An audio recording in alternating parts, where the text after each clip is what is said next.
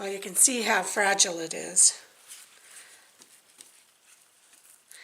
And brings up a good point.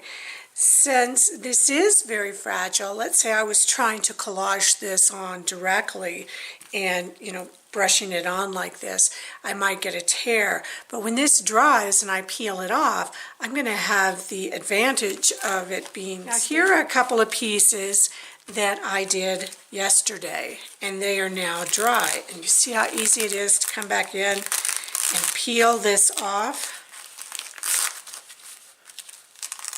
after it's dry. And look at how transparent that is. So let's say if I put it over something like this, I can see that pattern below. And each side's going to be a little different. So when I cut this up and I want this to be more opaque, then I will paint the color that I want. Working on this palette, not the little plates. And this is HDPE plastic, which means that acrylic won't stick to it.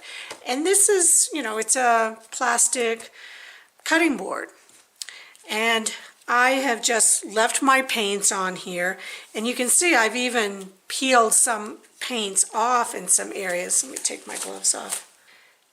And in some areas, it was very thin. So what I did is I came back in with some gel, like in here.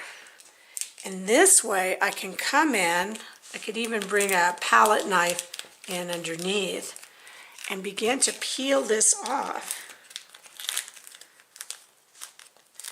And this is truly what a paint skin is. But just be very careful.